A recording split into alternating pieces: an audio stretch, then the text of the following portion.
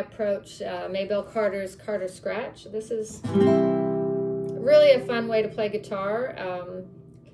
Like Elizabeth Cotten and Piedmont style guitar, it's you're definitely a one-man band, but this is more rhythm-based, like a strumming rhythm that you do with your, either, a lot of times I'll just use my, my index finger, or sometimes my index finger and my middle fingers. She used metal finger picks and a thumb pick, which gives it a really bright sound, and she generally played this Gibson L5. I'm using a nylon string guitar, a flamenco guitar, and I have acrylic nails, which are just like finger picks.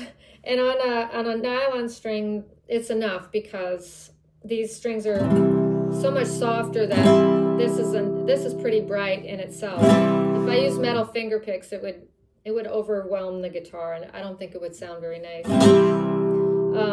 But I do have the thumb pick on, and then the song I wrote, Maybelle's Guitar, I referenced the Wildwood Flower, which is one of her signature pieces.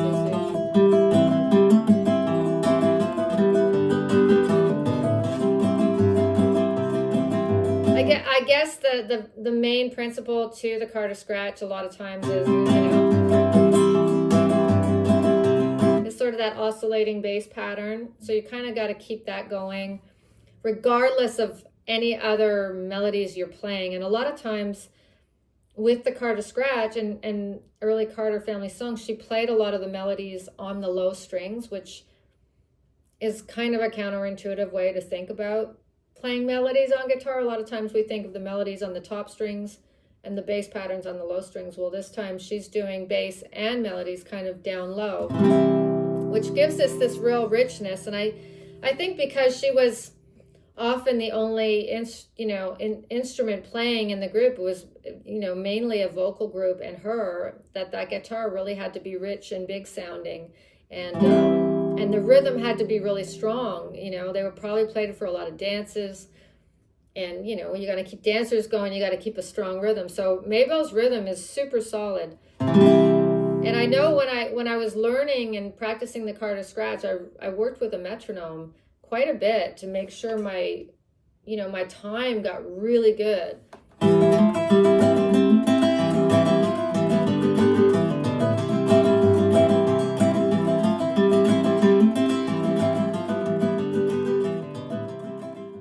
Lonesome, Homesick Blues, it was a bit of a puzzle for me. I thought it was the Carter Scratch, and I went through a bunch of different methods to try to figure out what she was doing, and they were all way more complicated than what she actually did. Because I really associated Maybelle with just playing, a Carter Scratch style in a standard tuning, because most of the songs I had heard were that. And then I was actually searching for information on YouTube, and I think there's a video her daughter, Helen Carter, made about Maybelle and her guitar styles. And it's really interesting. She goes into detail about all the different guitar styles Maybelle had. She played blues, she played slide, she played open tunings, she played with a flat pick, she said, and that cued me that I had approached this song all wrong. Basically, I have an open E tuning. So she might have been an open D. It's hard to tell if the track was sped up or if it was in E or E flat or... Anyway, this is open E. I think when I recorded it, I capoed it up to G. So sometimes when I sing it, I'll sing it in G and just capo it.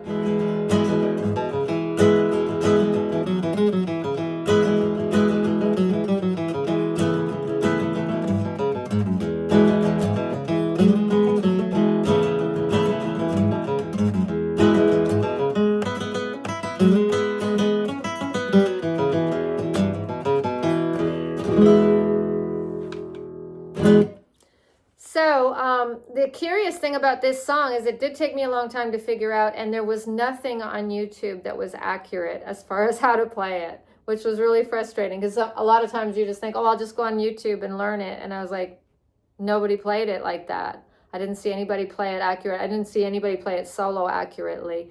And I'm pretty sure this is the method. It's an open tuning, open E, open D, and flat pick.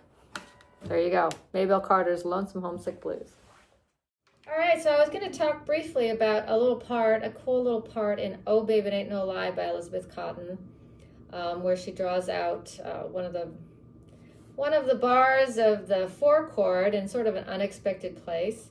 And I think she does it kind of to follow the vocal line in a way, but it's just a really nice kind of interesting little break. I'll play her version of it, and then I'll kind of do what I did.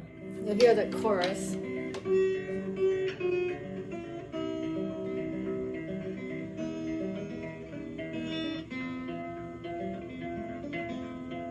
That's it.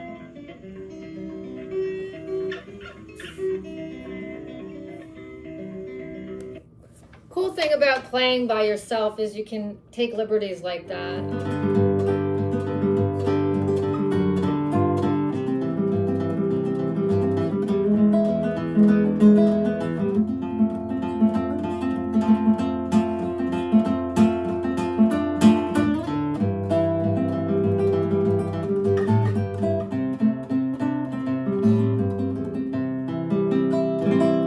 So there you have it, and it's a kind of a fun little part, and I kind of like taking the time at that moment. It just seems like a really natural thing to do. So if you follow the vocal line, like, oh, baby, it ain't no lie. Oh, baby, it ain't no lie. Oh, baby, it ain't no lie. 'Cause this life I'm living is very high.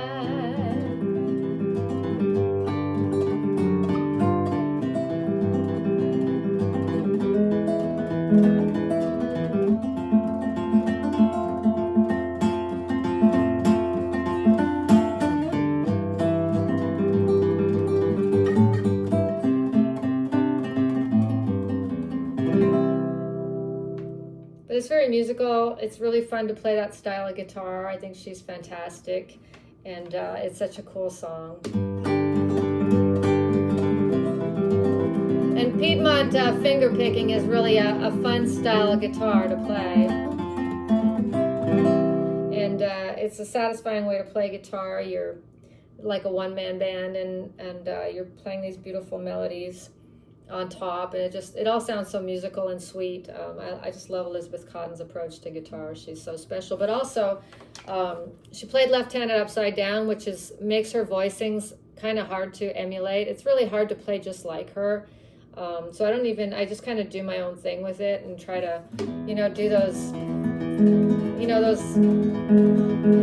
patterns. She does all these really kind of intricate patterns, but because she's playing left-handed upside down, her chord voicings are kind of opposite, and you can't really watch what she's doing, but so I just listen and try my best to adopt to her style, but it's impossible to sound just like Elizabeth Cotten.